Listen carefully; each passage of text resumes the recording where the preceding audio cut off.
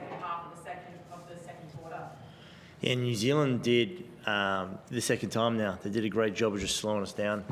We had no points in the paint. I haven't checked the numbers yet. I feel like that's got to be pretty low in terms of transition points for us. The first quarter, we got some stops, we got momentum. I feel like there was a half dozen steals or something we generated in that first quarter. Ben Air hits a three to start the second, and then we don't score really much of anything other than the three foul shots at the end. So, credit to New Zealand. I mean, that's a tough defensive team. We anytime we sort of got a little bit of momentum on a run, they just slowed us right down and made us play at their pace. They were tough. It's very much still the point of the season when you can learn just as much from the loss as a win. What are you taking away from this one, especially with such a short turnaround to Monday? Yeah, credit to New Zealand. They kept trying to expose some particular matchups. Barry Brown Jr. in the third quarter, they were running their zipper and the guard-to-guard on ball. And they were trying to expose that matchup that they wanted. And then Brantley in the fourth, and he was tough. There was a stretch, I think. We ended up putting Keanu on Brantley. We put Sam on Pardon, just to try and battle those two. We got to stop. We got a bit of momentum. We got to stop. Keanu battling with Brantley in the block.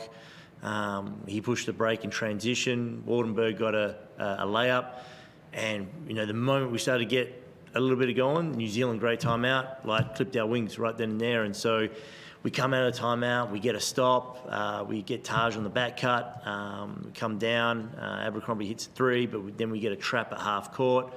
Sam gets to the foul line. It's a 3-point game, and Shannon rips baseline going right, spin move, makes the 2, 1-point game. We get another stop. They missed their foul shots. Then we get a stop. And we had a look, right, and DJ had that 3, which would give us a little bit of, give us a 1-point lead. We go down the other end, we get up the O board, and they hit the 3. And it was just that, that was the only real run we got in that game. Aside from the first quarter, that was the only real run we got. We tried to be physical. They were more physical. We tried to, get it through hands, and they did a good job pushing us out of our spot. So there's a lot of things to take away from this to go collectively as a team. We need to do a better job with our counters when we're matched with this physicality. But individually, some guys have got to have a look at their clips and go, what can you do better to be disruptive on defense? And what can you do better to sort of clear some space on the offensive end? So it's a great time of the year to have this, but this is the second time New Zealand's done this to our in our joint. So they're a real tough cover. They clearly have a strong scout. They managed to shut down DJ quite remarkably, really. I guess, how did you see that? They've got really good personnel that match up well against us. Where we've talked about teams that we match up well against. Pardon and Pinder are a great battle, and Brantley's so tough that you can get him defending the post, and then you can move him out and get him defending DJ on the perimeter, and he moves his feet, and he's just physical, right? It's a night where we really had no one get going. No one got going. So that's always going to be tough. The fact that we had a chance to still, potentially take the lead and play that final 3.5 minutes out with a 1-point lead is promising. But, there's a lot to take away from this, knowing that New Zealand just did a good job locking into what we do well and stopping us. Well, how did you see that one? I guess the shots just weren't quite dropping like they have. How did you see that one play out? With the shots, offensively, like Coach said, I don't think anybody got going, but I think they did a good job just going to their guys. 3 of the main guys went off tonight.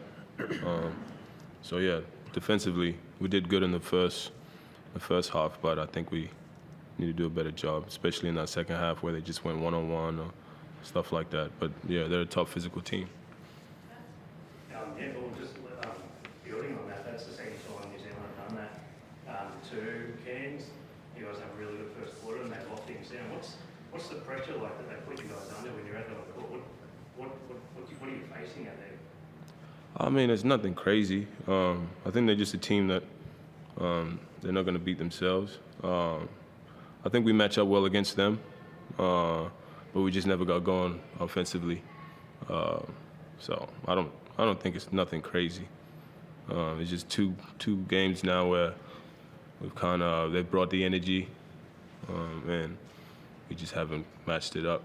But I'm not going back home thinking like, oh, what's going on? I just think we just need to show up one time, you know.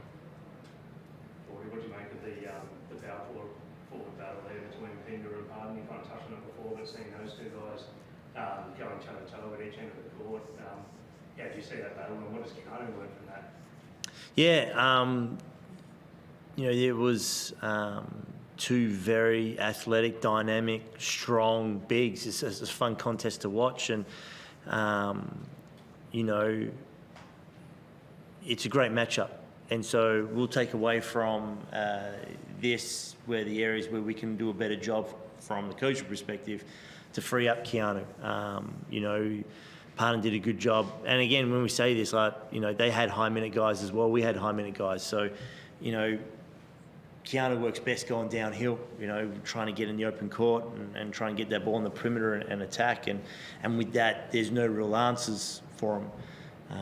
But we just didn't do a good enough job getting in those opportunities. So we'll go back to the drawing board and look to try and design, particular things to sort of free him up in those areas. But, again, he's an open court player. We're an open court team. And so, when that's not working for us, we need to be better in the half court with these grind-out type games.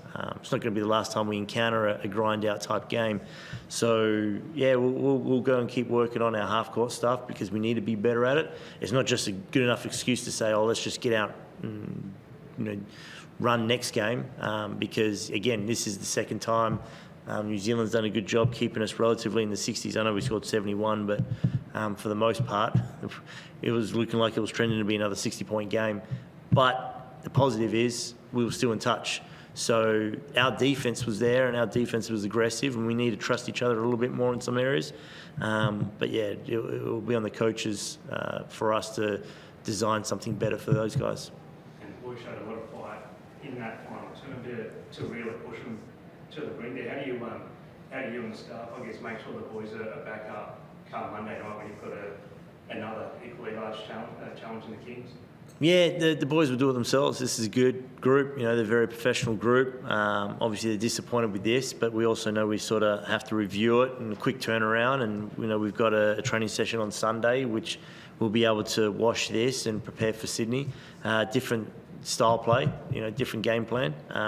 So it'll be a quick turnaround. But the beautiful thing about that is after a game like this, it's good to have a quick turnaround and have to wait 2 weeks or 1 week to play again. So now the boys are good. They're professional, and we'll just move on to the next day as we have been doing all season. And that's all from you, Jazz.